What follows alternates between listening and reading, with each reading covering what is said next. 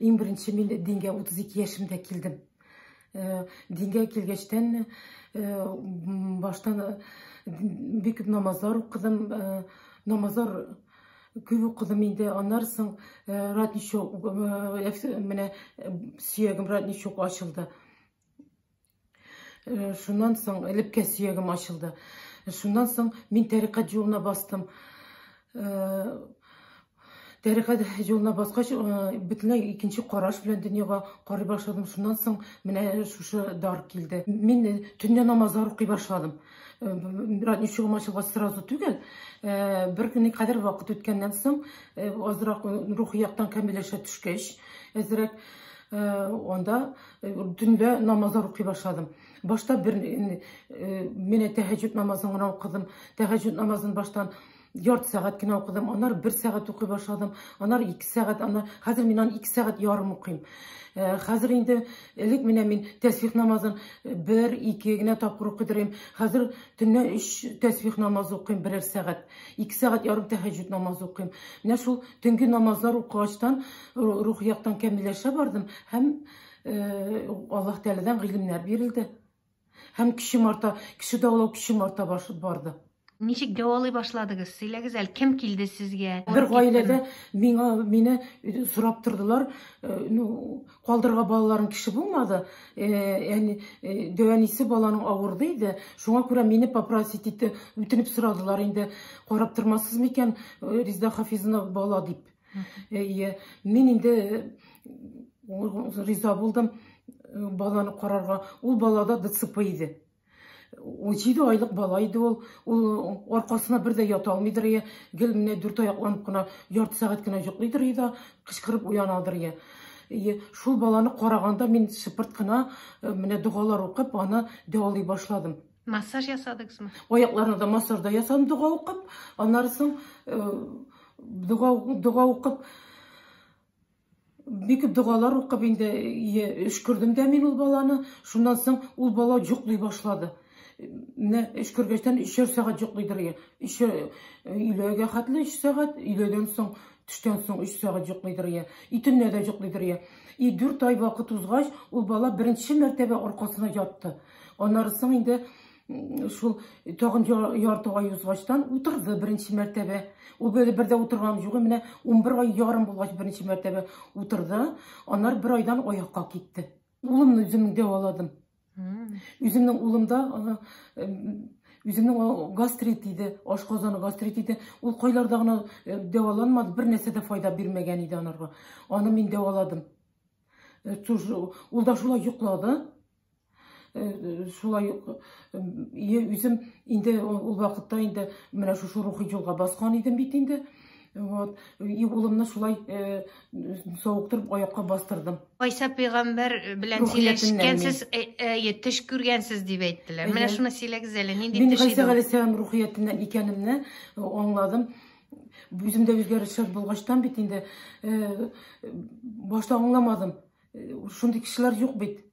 Муллаларга да барып сорадым, нинди нәрсә, минем белән нинди үзгәрешләр бар дип, беркем дә бер нәрсә аңлата алмады. Шуннан соң инде анары менә төш күрдем. Нинди төш? Беренче төш күрдем, бик күп икән әүлиялар, шундый зал тулы. Анда шундый безгә бер фәрештә, Мөхәммәд Мустафа саллаллаһу алейһи ва саллямның хадисендә язганча, шундый кара шундый шымырт дип ана Мәхмүд хәзрәт описывать итә бит. Менә нәкъ шундый итеп киенгән, шундый кеше кыяфәтендәге фәрештәдер дип аннары мин аны аңладым. Ул безгә шундый компас тапшырды һәрберебезгә име. Ул компас бер нинди компасларга да ошамаган. Шундый гаҗәп компас иде ул. Аның шундый янып тора торган 2 шаригы бар алда. Шул компасларны тараттылар. Беренче этапта әүлиялар бик күп иде. Берсе яткан иде, даже аягына басалмый утыра да алмый, ятып кына тора.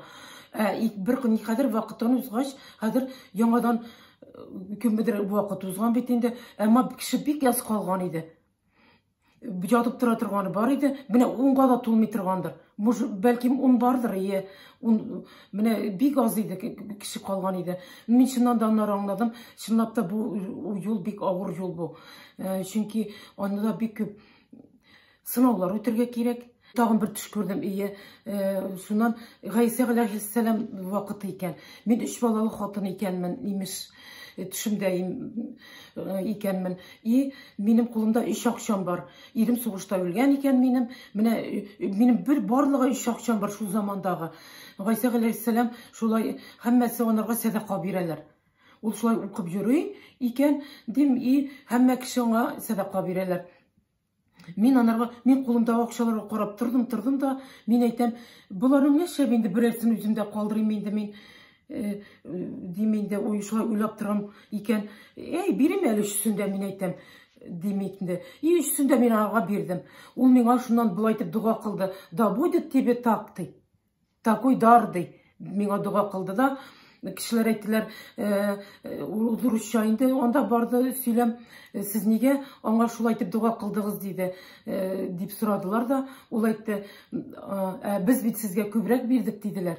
Ол айтты, сіз артығын бердіңіз, велишний отдали, ана последний отдала, ол соңғысын берді дейді. Ненде аурулардан кішілеріне дәвалап ояққа бастырдыңыз?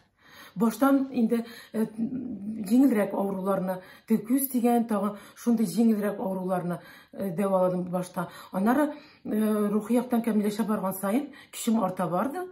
Кішім арта барғаш көруім де яқшыра барды. Аллах Тағала менге жаңа ғилімлер үстеді. Мен бір қойда үйренмедім де, оқымадым да міне кішілер дәваларға. Менге Аллах Тағала гына берді. Ең бірінші міне шушы ліпке сүйегім ашылғаш, ең бірінші нұр түшті шунда. Анары ол нұр арта барды.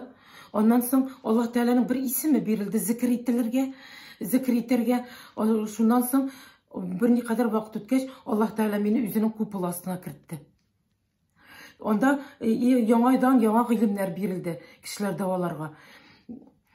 Мен онары рухияттан кәмелешке бараған сайын қатырақ, күшілірек ауруларны дәвалай башладым. Сихыр ясаушылар көп мә бұл дүниеде? Сихыр ясаушылар бик көп. Түрлі магический обрядлар ясыйлар. Магический обрядлар ясап, кішінің фотографияларын қабірге көмелер. Онарсың, жа болмаса ненде болса да әйбірін, ұрлап баш киімін, шарфын киімдерін, ішкі күлмәтлерін қабірге көмгенлері бар. Шуларны. Сіз аны көресіз бе? Мен оларны көріп алып яндырам. Энергетикасын жоқ етен. Онары тағын кішінің фотографиясына тағын шулай ясыйлар түріше, қабір туфрақларын алып, түрлі магический обрядлар ясыйлар. Онарсың құршақ білән тағын рәсімге түші ясап кішіні шулай түрлі сихірлеріні ясау, сихіршілер неше түрлі болса, әр кісінің өзінің методы.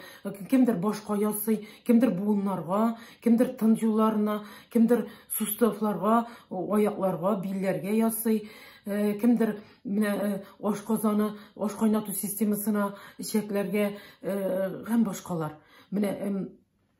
Жинси органларға ясыйлар, ғам бала болмасын үшін, ғам ир білен қатын айырылсын үшін, ғам бек түрлі шундай сихірлер бар. Менә бұл сихырлар неше сеанста беті? Әгерде күші болса, мәселен, онкологияға әйленген болса, сихыр онкологияға, жа псориазға әйлен ау, жа ДЦП-ға 3 сеанс керек бұла бізге енді. Мәселен, 4-ші стадия болса онкология, онары оңа енді баштарақ менға 4 ай ауыруға мен уже 3 тапқырдан соң енді оңа өзіне мен қора бітіргеннен соң 4 ай вақыт керек боладыр. Қазір енді кемірек вақыт керек. Қазір енді 2 айда, қайсысы 3 айда да, 2 ай жарымда да сауыққан кішілер бар. Коронавирустан 1 ай ішінде сауығалар кішілер. Коронавирус өлі чирлеген кішілер келемі сізге? Келген видеосвезден. Әміне сіз өзіңіздің оқығанларыңыз үшін ақша аласыз ма? Жоқ, мен бір қашанда ақша сұрамайым. Бір қашанда чүнки мен Һәм мин аны даже уйыма да кертмим дә. Чөнки рухияттан камилләшкә хәзер инде мин радия, мәрдия шундый тукталышларына мендем инде. Нәфсемне пакладым мин хәзер. Бу дөньяга битарафмын. Минем менә матур итеп шундый кыйммәтле йортларда яшисем дә килми, дөньяви теләкләрем юк минем. Әгәр кеше үзенең нәфсен пакламаса, дөньяви теләкләрдән арынмаса, ул кеше ул камил дәвалаучы була алмый берничек тә. Аның дәвасы кешеләргә файда да китермәячәк. Чөнки кеше әгәр дә кешене дәвалаган вакытта, аның нинди булса да интересы, дөньяви уйлары, дөньяви теләкләре булса, аның кешегә дәвасы менә ахырына хәтле кешене дәвалап бетерерлек дәрәҗәгә китерми. Чөнки кешенең күңеле дөньяга бәйләнмәгән булырга тиеш. Ул пак булырга тиеш менә бу уйлардан. Мәсәлән, мин үземнең нәфсемне пакладым, нәфсем белән идара итәм ие. Хәзер инде мин менә теләкләрнең, нәфседәнме, уйларның, информацияның дип әйтим, шайтаннанмы, әллә Аллаһ Тәгаләдәнме икәнен аерам. Сезгә килгән кешеләрнең уйларын укый аласызмы? Сизәм. Начар кеше, яхшы кеше икән белә аласызмы? Бер күрүдә. Менә Рәсүлебез Мөхәммәд Мустафа саллаллаһу алейһи ва саллям әйткән бит, мин Аллаһ Тәгаләнең нуры белән карар дигән. Менә мөгаен шул турыда сүз бара торгандыр дип аңладым. Димәк, иманлы бәндәләрнең йөзе дә нурлы була диләр. Шулай дип әйтәләр, ие. Нур арта бара бит. Рухияттан камилләшкән саен, менә бу дөньяви нәфес пакланган саен, нәфес чистарган саен, нур да көчәя һәм арта бара. Резида апа, менә бу коронавирус афәтен ничек җиңәргә? Уйланганыгыз юкмы? Менә хәзер күпме кеше хастаханәләрдә авыртып үлә. Кемдер 1 яшәр, 2 тапкыр авырта. Аллаһ Тәгалә биргән сынаудыр дим мин моны. Чөнки кеше үзенең менә мин мәсәлән үзем юкларга яткачтан һәрбер буемны, һәрбер нәрсәне менә үземә отчет ясыйм дигән шикелле. Кеше үзенә менә отчет бирергә тиештер дип уйлыйм мин. Менә кайда нинди, менә шушы авыру эләкте микән кешегә, ул уйларга тиеш, кайда аның җибәргән хатасы. Менә мин шулай уйлыйм үзем. Ул былай гына бирелмәгәндер, ул былай гына бирелмәс. Аллаһ Тәгалә былай гына бирмәс авыруны. Ул аны нәрсә өчендер, яки сынау өчен, нәрсә өчен, шундый вакытта Аллаһ Тәгаләгә ныграк тотынырга кирәк, Аллаһ Тәгалә юлына дип аңлыйм мин. Резида апа, менә сезнең җинне күргәнегез бармы? Җиннәрне, шайтаннарны? Шайтанны күргәнем бар. Хөрмәтле тыңлаучыларым, давылаучы, эшкерүче Резида апа белән булган әңгәмәне киләсе чыгарылышта дәвам итәрмен.